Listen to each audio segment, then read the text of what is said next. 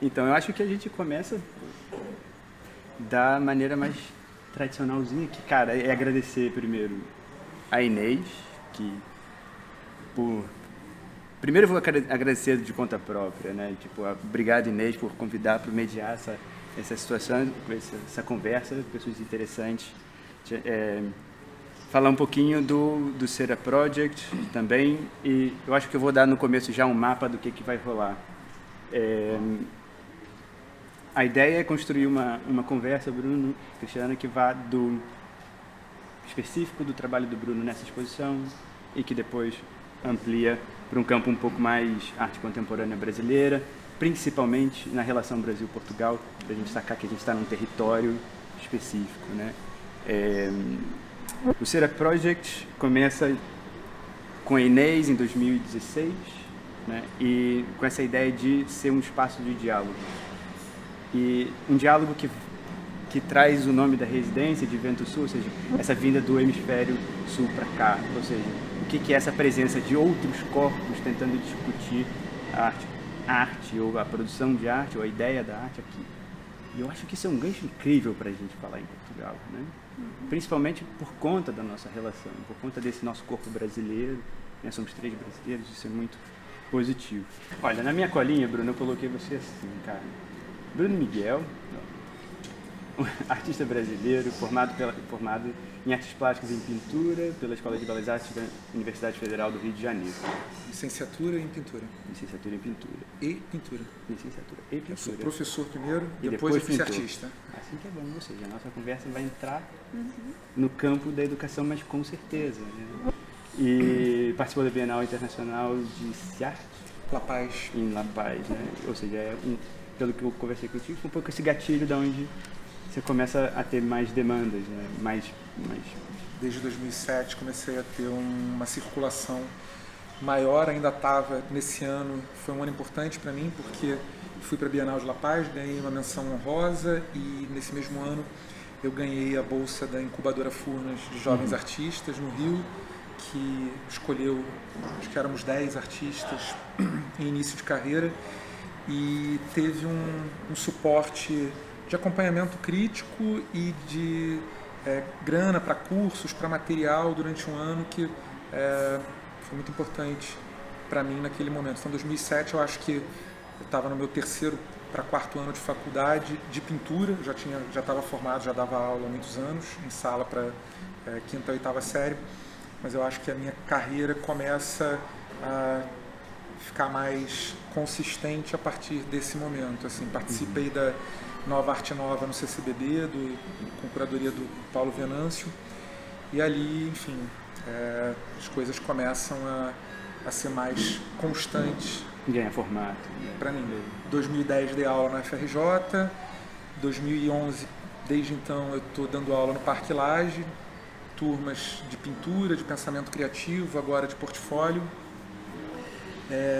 Expus ao longo desses anos Argentina, Colômbia, Peru, Chile, La Paz 3 vezes, Bolívia 3 vezes, Alemanha mais recentemente, agora aqui Portugal, mas tenho tido a sorte de nos últimos anos tenho feito bastante coisa nos Estados Unidos, desde que comecei a trabalhar com uma galeria de lá, fiz minha primeira exposição institucional, tenho circulado bastante em residências. Só acho que é um resumão para te pular da cola, para facilitar. Pular da cola, só que a cola pior fica ainda com a Cristiana, né? Agora, aí é com ela. Ó, na minha colinha, quer dizer, eu coloquei... Vai lá, já chamei de Cris, né? Pode Vamos ser, lá. somos crises. Estamos juntos. Somos crises. A síntese. Total, né, cara? Né? Ué, ó, curador independente e doutor em Sociologia pela UFP, né? Isso, UFP. Cara, oba, vamos conversar muito disso, né? Eu acho que isso é sociologia, enfim, vai ter pano, né? E aí, ó, investigadora do Instituto de História da Arte na Universidade Nova de Lisboa. Sim. Né? E o que mais você quer que a gente aponte? Ou você quer dar não, uma... então, se for aqui só Portugal, já há 5 anos, né? Estou cá e sou cofundadora do projeto Nauria, com a Marila Dardot, que é um projeto que começa com imigrantes brasileiros, artistas, enfim, pensadores, pessoas que estavam nessa diáspora recente, que existe desde 2018. Um pouco de acompanhamento crítico, um pouco de terapia de grupo, discussões de imigração, de questões mais variáveis quando a gente está em fluxo. Essa chegada, né? Sim. E aí eu acho que vale a pena, por conta do vídeo, assim, marcar esse... Eu acho que tem uma coisa muito legal aqui, é que somos 3 brasileiros, com 3 datas diferentes e talvez com 3 validades diferentes nesse lugar aqui, nesse Portugal. Né? E aí, cara, eu acho que tentar fazer como um processo de mediação, sei lá, um processo de abertura, de conversa, assim, eu tentei fazer algumas perguntinhas, elaborar umas perguntinhas nesse esquema próximo, e aí fica, cara, essa sua vinda para cá, né, o que é essa sua vinda para cá? E aí eu coloquei assim, deixa eu pegar aqui a minha primeira perguntinha, por motivos da residência, queria saber como que foi essa coisa da escolha do título da obra, o título da exposição, né? E o que é escolher esse título dessa exposição e aí chegar aqui e se dar se encontrar com esse território. Assim, só para contextualizar, eu sou brasileiro português, também minha família é toda de imigrantes, então inclusive isso foi um dos motivos do título da exposição. A minha mãe está morando aqui 2 anos e meio, quase 3 anos, meu irmão 3 anos e meio, quase 4 anos. Meu irmão nasceu no Brasil, que nem eu acabei sendo o único que ficou lá, assim, do núcleo familiar mais próximo. Essa exposição e essa residência foi tudo muito rápido e não planejado, né? Porque desde o contato inicial da Inês, que a gente começou a trocar ideia, mostrar o trabalho, pensar o projeto, tudo aconteceu já durante a pandemia, durante o lockdown. Eu estava dentro de casa, no ateliê, não imaginei que fosse sair mais, e aí começou tudo isso.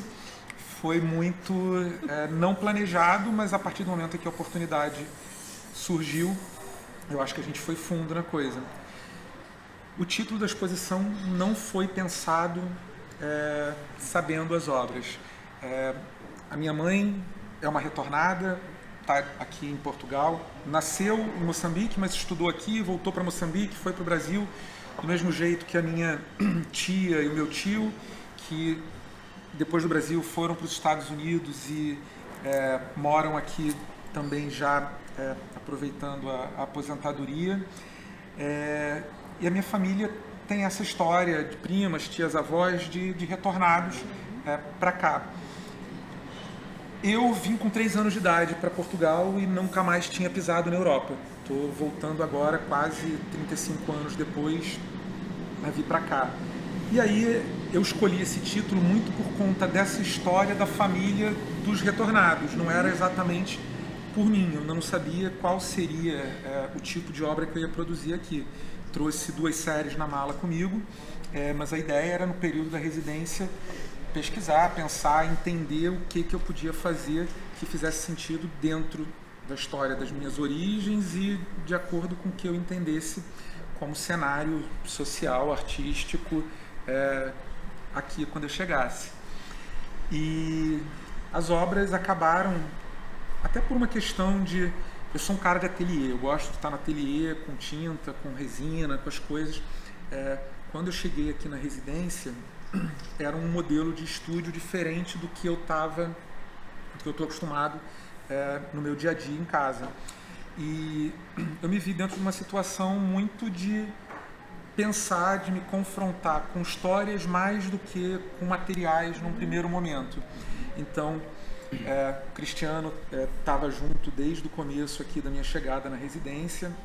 A Inês fez essa ponte e foi muito interessante ouvir a experiência de um artista que já estava aqui, que fez o mestrado aqui, que tem um pensamento político muito claro, e isso foi um tipo de história, um tipo de acesso a Portugal totalmente diferente do que eu tive, por exemplo, com a minha mãe e com o meu irmão, que são de um outro universo. Eu até contei de novo a história, eu tive uma exposição que foi essas pessoas na sala de jantar, no Paço Imperial, no Centro Cultural São Paulo, e a minha mãe recentemente me perguntou, mas por que o título dessa exposição? E eu falei, mãe, pensa na música na época, 68, essas pessoas na sala de jantar estão ocupadas em nascer e morrer. É a mesma coisa quando eu tento hoje sentar para conversar sobre política com você à mesa e o teu marido tem um pensamento político totalmente, posso dizer equivocado, não é diferente do meu. Dele está errado porque apoiar fascismo não tem como se ter defesa. E quando você durante muito tempo dizia para mim, ai Bruno, não pense nisso agora, pensa no teu trabalho. É isso, quando talvez a minha família, que como imigrante entende que a forma de ascender na vida seja através do trabalho, eu tive dentro de casa muitas vezes essa relação que não havia tanta troca porque não havia o interesse nisso. Mas ao mesmo tempo o nível afetivo das trocas, das histórias, das memórias que eu tenho através da vivência da minha mãe, da minha tia, do meu irmão, quando complementadas pelo que você me traz, formam as ideias que estão por trás dos trabalhos aqui presentes, porque é isso, o trabalho ele ao mesmo tempo quer pensar história, sociedade, política, mas ele vai falar de autocríticas familiares, de relações afetivo-religiosas minhas, familiares. Eu tento ter essa balança se equilibrando do começo ao fim. Dá para parar aí, né? Não, eu tô aqui pensando, não sei se eu já posso, não sei se fica à vontade, acho que Porque quando eu soube que a mãe do Bruno é moçambicana, né, retornada, e sobre aqui, no dia da abertura, e para mim uma das imagens mais fortes desse período pós-independência é justamente uma foto que mostra o padrão dos descobrimentos, repleto de containers, né, enfim, malas e tudo, dos retornados, né, aqui do lado, né. E para mim é muito interessante, sempre muito importante lembrar que eu gosto muito da ideia da longa duração, quer dizer, as coisas não são elas estão muito interconectadas num arco histórico muito mais amplo do que normalmente a gente, na nossa existência, a gente lida, né? Então eu fiquei pensando assim, que incrível, é como se tivesse realmente você retornando e colocando aqui no mesmo ponto onde possivelmente as malas dos seus antepassados, eu não sei se a sua mãe chegou a ser... Minha mãe foi de Moçambique para o Brasil, Pronto, ela não veio para cá. mas ela podia ser uma daquelas, claro. Né? Quer dizer, também é interessante pensar quem é o retornado.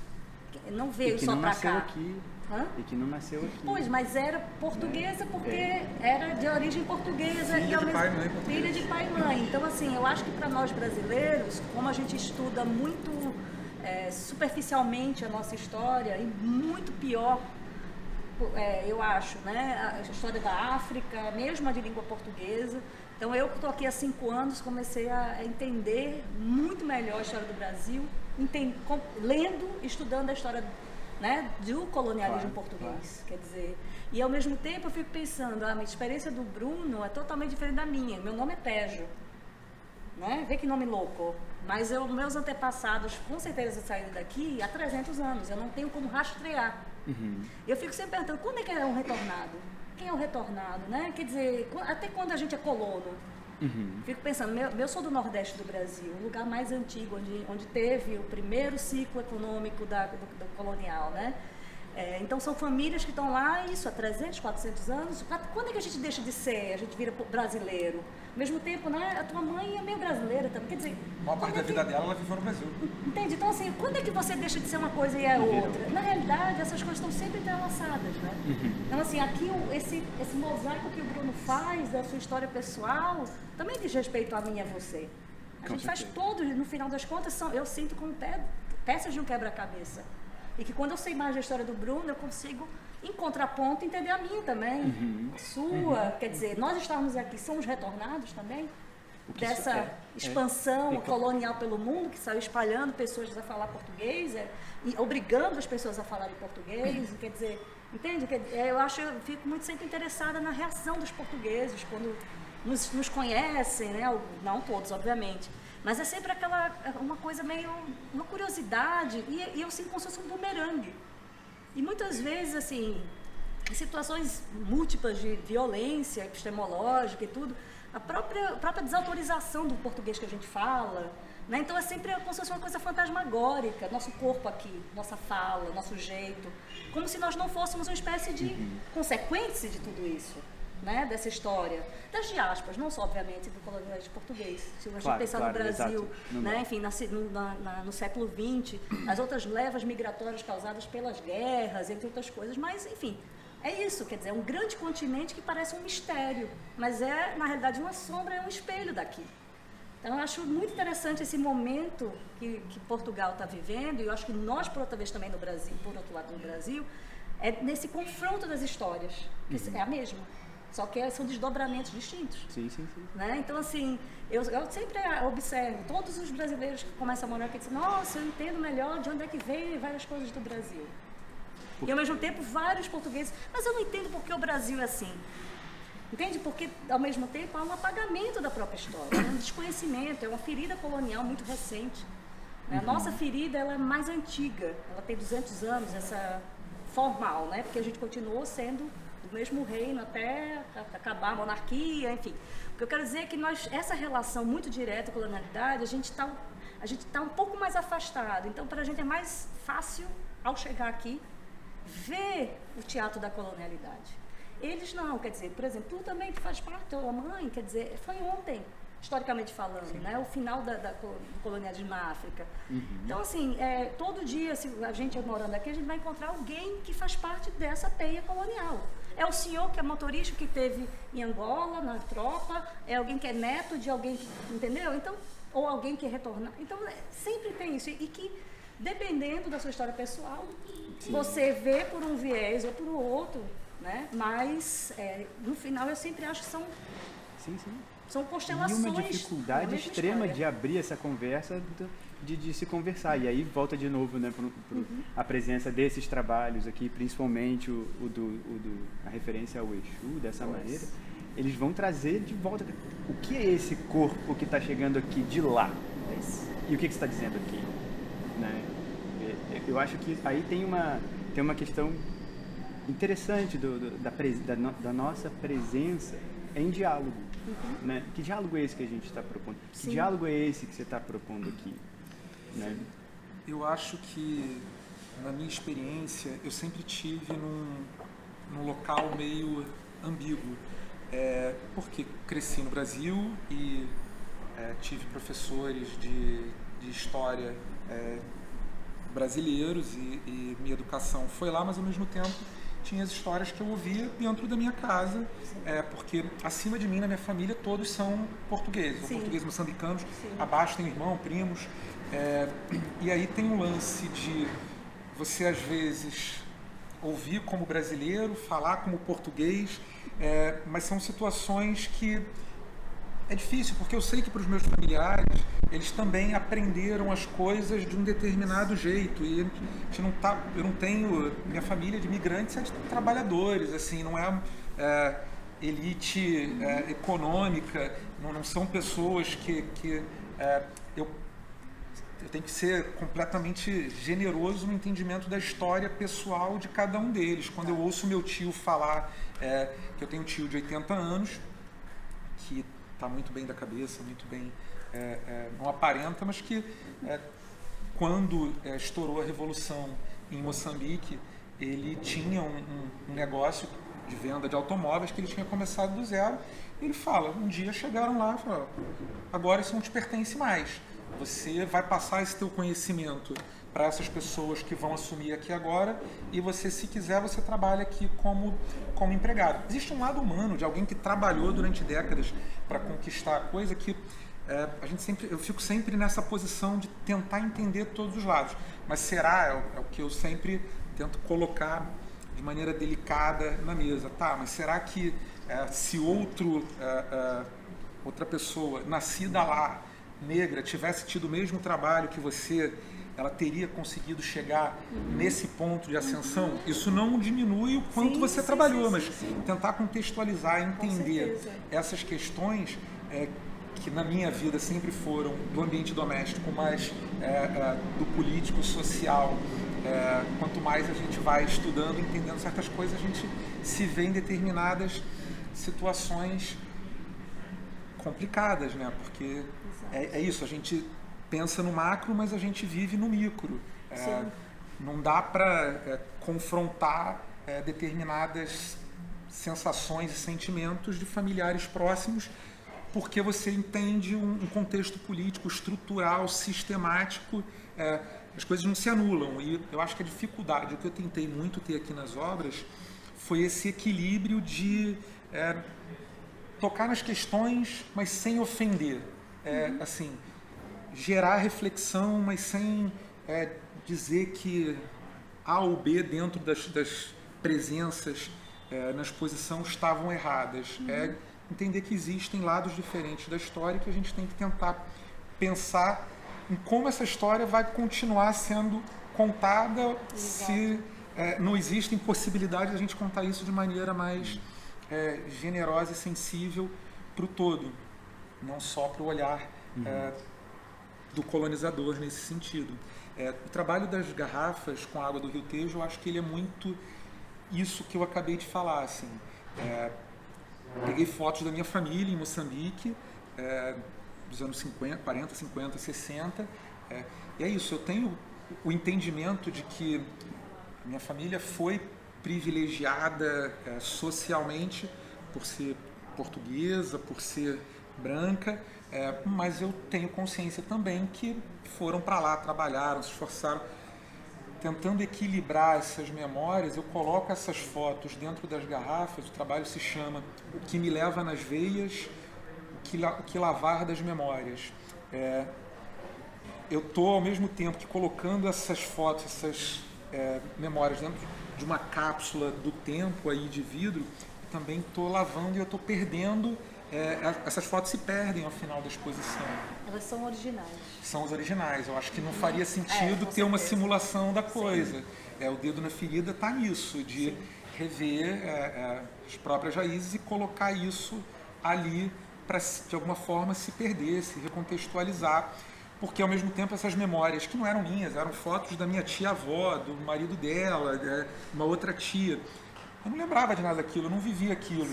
Mas, ao mesmo tempo, quando eu lavo, perdendo essas memórias, elas vão se tornar muito mais presentes dentro da minha vida, da minha história, do meu trabalho, do que só como papéis numa gaveta, sabe? É a presença da ausência. A presença da ausência. A presença da ausência é um pouco vazio, de novo, que você acaba falando. E aí fica uma coisa que eu acho curiosa também, é isso dessa apropriação de si, ou seja, essa apropriação da sua própria história, do seu olhar para dentro da tua própria casa, essa temática interna, né, que é muito singular, é muito sua, da sua família, depois ela se torna, pelo veículo, pelo meio da arte, uma reflexão mais universalizada. Né? Como é que você vê essa coisa do tirar de dentro de casa, né, botar num campo, num terreiro da arte, né, e fazer isso expressivo? Né? Eu vejo como uma ação delicada que gera pequenas crises. Pequenas? Assim, confesso que ela não me afeta tanto como indivíduo, porque eu tenho consciência que eu estou me apropriando, nesse caso, de histórias que não são exatamente minhas, que fazem o que eu sou, mas que foram vividas por pessoas à minha volta.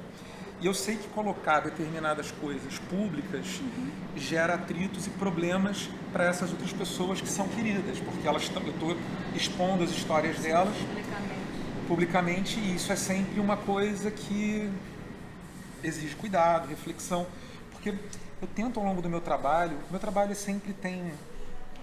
Eu busco um anzol de memórias afetivas, coletivas, para trazer o espectador para junto do trabalho. Eu sempre tenho uma demanda, uma necessidade de uma apresentação estética no meu trabalho, porque eu entendo que essa sedução para o primeiro olhar faz com que o outro se aproxime para querer saber mais. Então, muitas vezes, o meu trabalho era visto de maneira esvaziada porque não havia aproximação. Quando eu passei a tentar trazer o outro para próximo, usando memórias comuns à minha geração, a qualquer família, a essa coisa, como nesse trabalho dos crochês lá atrás, que você olha de longe, eu acho bonito pra caramba, assim, mandalas de crochê, fotografia, mas quando você se aproxima e lê o que está escrito naqueles guardanapos, quando você tem acesso a abusos físicos, psicológicos que a minha mãe, que a minha tia sofreram durante muitos anos na infância, no começo da vida delas, como essas histórias traumáticas foram silenciadas pela vida ao longo de décadas. E aí, assim, esse trabalho originalmente não era isso. A minha ideia era fazer um trabalho de homenagem, a Inês sabe disso, eu ia fazer um trabalho, uma homenagem às mulheres da minha família. Iam ser só fotos de mulheres, mais de 100 anos de fotografias, como eu tenho uma relação muito de admiração e a minha mãe foi uma mulher muito forte a vida toda, que eu sei que o que eu sou, eu e meu irmão, a gente deve muito a ela, e de certa forma a minha madrinha, que é uma segunda mãe muito presente, a tia Sônia, que é quem tem voz ativa mais claramente nesse trabalho. E aí eu comecei conversando com a minha mãe, e a minha mãe trouxe várias memórias. Eu apresentava as fotos e pedia para que elas falassem, tá, essa pessoa, vó Julinha, que eu não conheci, o que você lembra dela? A minha mãe, num primeiro momento, trouxe só elogios a todos. E o trabalho seguia nesse caráter da homenagem, até eu ter uma conversa com a minha tia, em que eu não fui até ela. Assim, eu liguei para ela para pedir, naquele momento, uma fotografia da minha avó, porque eu achava que estava faltando. E aí a minha tia no telefone comigo, que curiosamente, ela mora em Portugal, mas ela estava nos Estados Unidos visitando os filhos, agora ela já está aqui de volta, veio para a abertura.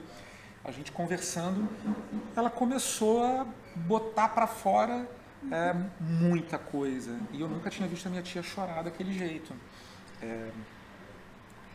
Foi algo que eu não estava ali esperando. E coisas que estavam adormecidas na minha memória, que eu ouvia minha mãe contar, de coisas que elas passaram na infância, porque a madrasta delas, eu sempre ouvi elas, se referiam a ela como a bruxa.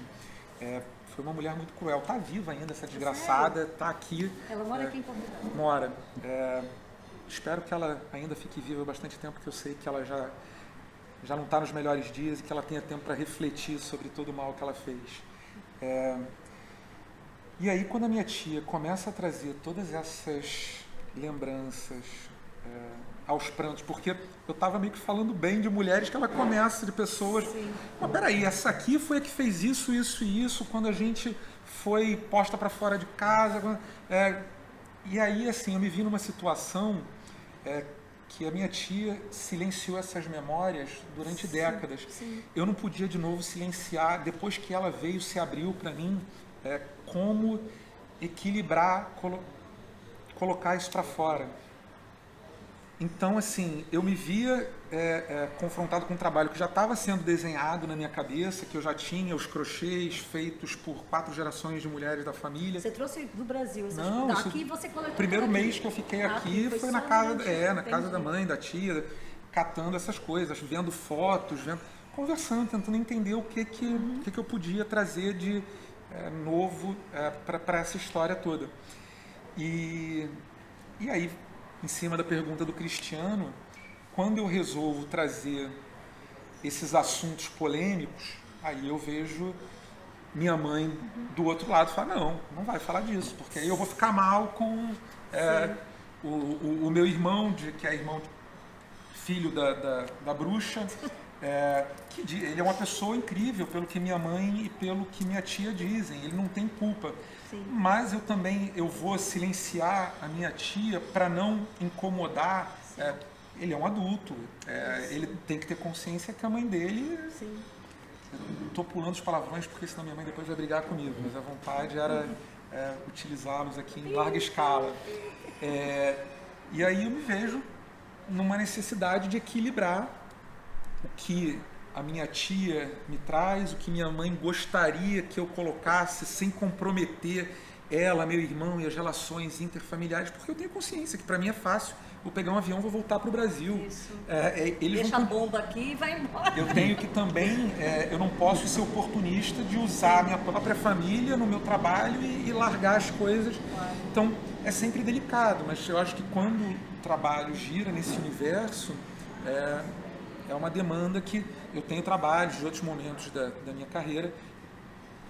Tive um pai que me amou meu irmão, mas foi uma pessoa muito problemática na vida, assim, em termos de sempre ter razão, e que, quando além disso era dependente químico e alcoólatra, colocava a gente em situações dentro de casa, dentro da minha história familiar. Por isso até eu valorizo tanto a minha mãe, porque sei a força que ela teve que ter para fazer com que eu e meu irmão chegássemos aonde chegamos. A gente deve muito a ela. Então eu tenho um trabalho, por exemplo, que são 3 copinhos. Meu pai faleceu há 10 anos. São 3 copinhos de shot que eram do bar da casa do meu pai, que eu coloco dentro de cada um deles. Um é uma resina vermelha, no outro azul e no outro amarelo.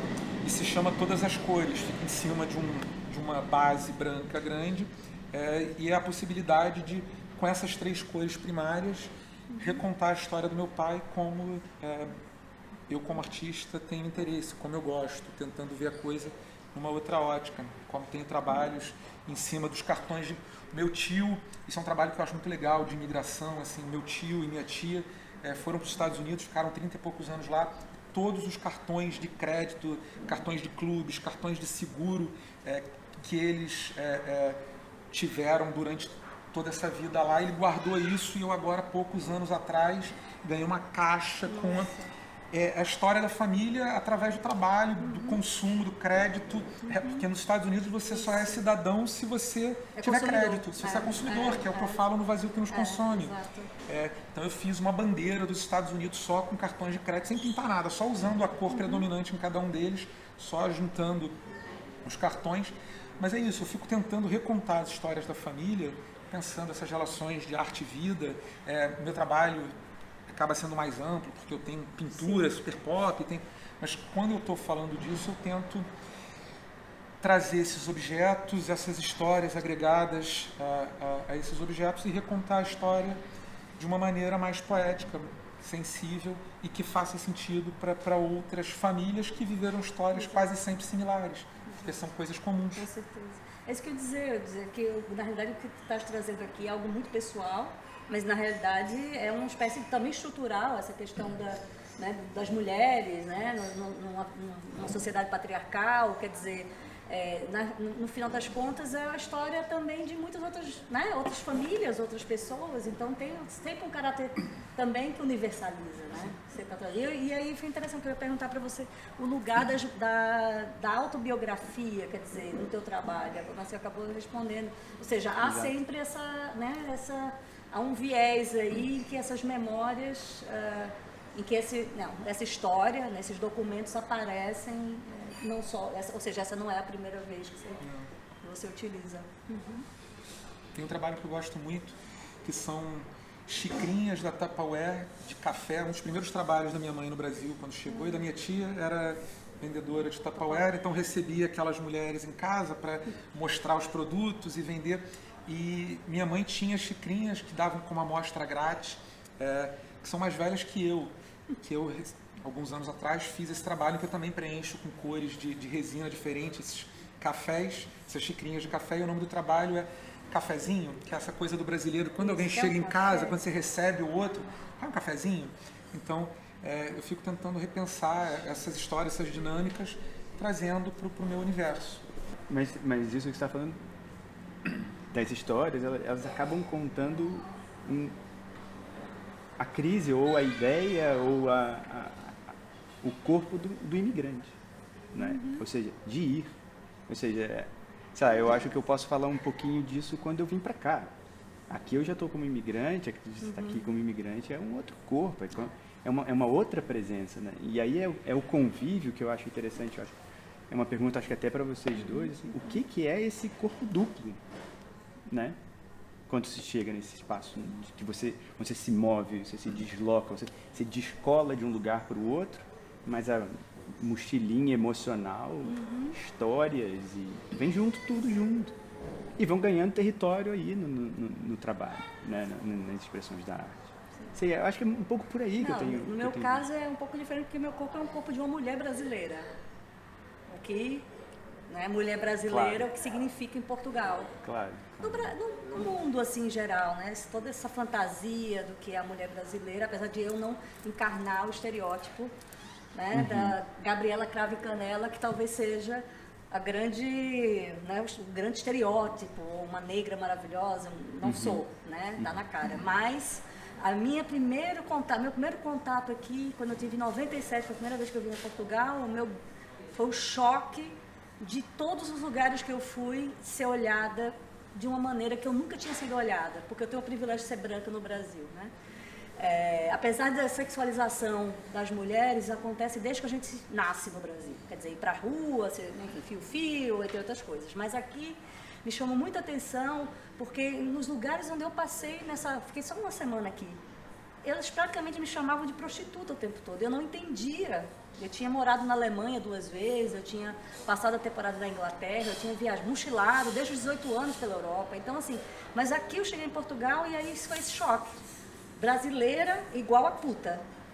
E eu não entendia de onde vinha isso. Então, assim, no meu caso, até hoje, esse eco ainda fica. Né? E eu observo, já não sou uma jovem, já sou casada, tenho um filho, mas o fato de ser uma mulher brasileira, de usar o batom vermelho, né? O quanto isso, e não ouvi também das amigas que moraram aqui muitos anos, casadas com brasileiros, mas não interessa. Então, assim, que corpo é esse? Né? Eu acho que há uma diferença entre o corpo da mulher brasileira e do homem. Com certeza. Eu acho que isso tem uma... Depois, ao vir morar aqui, eu fui entendendo todas as histórias, toda essa fantasia que existe, mas também alguma realidade. Enfim, eu sempre acho que a nossa relação Brasil-Portugal é muito mal resolvida. Muita, cheia de estereótipo de um lado do outro, uma história mal contada, um enviesado. Mas eu ainda sinto, assim, muito esse peso. Então, esse transitar pela cidade é muito interessante, porque claro que aqui a gente é mais seguro, eu me sinto mais segura aqui do que no Brasil, a sair de noite, de manhã, de tarde, eu não acho que vou ser atacada, por exemplo. É um outro tipo de violência, é uma violência que às vezes é um olhar, é um jeito, é um gesto, por ser brasileira. Não por nada, porque o que eu falei ou o que eu fiz. Então, eu acho que... bom, é isso. Acho que às vezes o Brasil chega antes da gente, né? Quer dizer, a imagem e tudo que se refere. Eu acho que hoje em dia está muito diferente, não tem como comparar com 97, com certeza. Tenho essa sensação muito nítida, que quando eu cheguei em 97, eu conheci um Portugal velho, Portugal, assim, caquético. Eu senti isso. As pessoas que eu encontrava eram pessoas muito velhas na rua, mesmo jovens, tinham um olhar muito envelhecido. E hoje é outra história. Mas, novamente, eu acho que o corpo migrante é sempre vulnerável, né? Ele é sempre vulnerável. Só que depende do local. Eu acho que aqui, por exemplo, apesar de nós termos muito mais garantias por sermos brasileiros, pelos acordos que existem entre Brasil e Portugal, do que em outros países da Europa, mas, por outro lado, também a gente enfrenta todas essas fricções diárias desses mal-entendidos, essas histórias mal contadas, entende? Então, não sei se eu explico, mas assim, eu acho que quando a gente fala em corpo, que corpos são esses, a cor desse corpo, o gênero e a classe social desse corpo. Né? Exato, quer dizer, exato. Eu também comprei, toda vez que eu vou à imigração, vai eu e minha família branca, classe média, escolarizado e tudo, a diferença que eu vejo dos pretos que estão ali, dos paquistaneses, e as pessoas que não falam a língua. Enfim, eu não sei dizer, eu acho que realmente o que a gente está ganhando no Brasil é essa consciência da importância da interseccionalidade, a gente entender né, as questões através de gênero, classe social e raça. Isso diferencia muito as experiências dos corpos, né, migrantes. Não sei, eu acho com que certeza, eu acho, com certeza. Não, eu acho. Não, eu não consigo falar sobre isso, porque eu não me vejo nesse espaço de fala, porque eu não sou imigrante, eu vou ficar aqui, eu fiquei 2 meses, estou indo embora. Quando nos Estados Unidos, 3 anos atrás eu descobri, eu falei, não, porque eu como branco, e aí a minha galerista falou pra mim assim, você não é branco, você é brown. Eu falei, você é latino. Eu sou branco. Não, você é branco no teu país, aqui você não é. Eu também, já várias vezes e aí assim, eu vivo no Brasil, eu tenho consciência do meu privilégio lá. E aí, quando a gente está, não posso ser hipócrita, quando você está por um período curto num país convidado para fazer uma exposição, por mais que exista um preconceito contra o brasileiro, eu sou o artista convidado. Eu estou numa posição de status ali, que quando eu falo, não, porque eu estou aqui, fui convidado para fazer uma exposição, eu não sou confrontado com esse tipo de preconceito. Pelo menos até hoje não tive. Você tem passaporte português? Tenho. Você entrou com passaporte português? Entrei. É isso? Ou seja, nem passou pela imigração, Não. né? Mas Pra assim, mim é na sempre- rua, eu tô na sempre rua eu assim. sou chamado de Zuca, É Zuca, né? Por você é causa Zuca. do sotaque Carioca, carioquês, de não tem tudo. como disfarçar. Sim. Mas eu não acho que eu possa opinar nisso porque eu nunca me vi como migrante. Eu tento fazer um trabalho que fala de imigração, fala da coisa através da memória familiar, mas não é uma vivência minha. Posso falar como suburbano da Ilha do Governador quando estou falando de coisas relacionadas à periferia de mundo, periferia de cidade, mesmo tendo consciência que a ilha não é mas falar como imigrante em outro Mas, local. Bruno, e o que sua família contava? Porque eu tenho essa curiosidade. Depois que eu vim morar aqui, eu ouvi tantas histórias, assim, como é que os portugueses são recebidos no Brasil? Ou seja, será que na imigração de lá eles enfrentam tantas coisas quanto a gente? Será, assim, a gente sabe das piadas, a gente sabe das coisas todas, mas quais são os relatos da tua família de foram recebidos, não foram? Como é que foi essa chegada no Brasil? Até porque isso constrói um pouco esse corpo múltiplo, né? Exatamente. Esses dois lados. Então, né? aí eu vou fazer uma coisa que é contaminada pela vivência desse momento. Eu não consigo ter grandes lembranças de histórias contadas pela minha família com relação Adaptação deles. adaptação quando eles chegaram lá, até porque tem mais de 40 anos que isso aconteceu, e eu não lembro dessas histórias como criança. Mas nessa minha vivência aqui, eu tive acesso a uma história que eu acho que, de certa forma, mostra esse caráter humano, de certa forma, ruim, de necessidade de hierarquização e de sempre querer colocar o outro em algum nível abaixo para se sentir maior e melhor, mesmo quando são os seus pares em níveis assim visuais. Cristiano me contou de uma coisa que minha mãe nunca tinha me contado, e aí eu fui conversar com ela. Minha mãe é branca de segunda. Porque é isso, o Cristiano pode falar disso muito bem. Assim, os retornados de Moçambique, eles eram Não só de Moçambique, sim, todos os sim, retornados sim, que sim, não... retornados. Então, em Portugal, Sim, a sim, identidade, sim. o bilhete de identidade da minha família era diferente a cor dos outros que tinham nascido aqui. E existia, óbvio, que o preto, o outro povo, com uma Miscigenação de fato. assim, tudo. sofre mais ainda. Mas Isso. mesmo dentro desse círculo micro do português, Casado com português. ainda tudo. rola essa necessidade. Não, mas De esse daqui é diferenciação. menos que a gente. Pois. E eu não considero português, assim. Sim. Sim. Então, eu tenho mais viva essa situação da minha mãe depois de falar pra mim. Porque eu fui perguntar, depois do Cristiano me falar, falei, mãe, mas que história é essa de que, cara, era isso, a gente quando chegou aqui, a gente era vista diferente, a gente tinha um bilhete de cor diferente de identidade dos outros que tinham nascido aqui. Éramos brancos de segunda. Isso foi uma coisa que tomei contato aqui, que Sim. não tenho essa memória do Brasil, mas Sim. aqui isso foi algo que me chocou. Que Mas que interessante. Pois. o homem é o lobo do homem, não tem Com jeito. certeza, não tem dúvida. E aí a Sim. gente vai para todos os sistemas de validação que essa estrutura constrói, né? Tudo arbitrário, tudo inventado. Tudo Afinal é isso, inventado. né? Tudo é invenção. Essas fronteiras são todas A gente ficcionais e fica tudo... as comunidades imaginárias, Exato, as coisas todas. E a necessidade de validar o meu validar. pensamento. Sim. Né? O tempo todo eu estou buscando Tem uma validar. coisa que aí eu vou trazer para o meu conterrâneo Paulo Freire, né, quando ele fala que quando a educação não é de fato educação para autonomia, né, libertadora, o sonho do oprimido é virar opressor. É claro. Então você tem aqui, no caso de Portugal, uma situação que o Boaventura de Sousa Santos chama, né, que é um país semiperiférico. Ou seja, faz alguns séculos que Portugal não é central na economia, na política europeia. Então, assim, eles não podem, por exemplo, não poderia falar isso para um inglês, ou um alemão, ou um francês. Mas eles podem falar isso para quem? Para esse outro que estava na África ou que está no Brasil, né? Quer dizer, que está falando a mesma língua, mas eu estou aqui e vocês estão aqui. Então é muito louco, porque isso talvez passe muito por um mindset imperial, entende? Assim, da hierarquia, essa coisa bem eurocêntrica mesmo, né? E que o tá próprio tão aqui, enraizado, Portugal né? e Espanha não são considerados, né? São tipo assim, são latinos, ou seja, vocês são Ibéria, vocês são tipo Finisterra, vocês não são europeus. Então veja que coisa louca. Então você é visto assim, então eu vou ver o outro assim, e isso vai gerando esse jogo, né? De espelho, de espelhamentos, de apagamentos, de inversões. A gente estava até conversando um pouquinho antes essa questão de necessidade de se validar do outro, nessa estrutura dos imigrantes ou das estruturas de qualquer tipo de pensamento, e que vai levar a um processo que sai do colonialismo direto para um neocolonialismo, para a gente se sustentar ou continuar perpetuando essa estrutura, porque a partir do momento que a gente rompe com ela, faz qualquer procedimento revolucionário contra isso, tudo entra em xeque. Exato. Entra as memórias em xeque, entra as famílias em xeque, entra tudo em xeque, aí é só convulsão social. Né? Exato.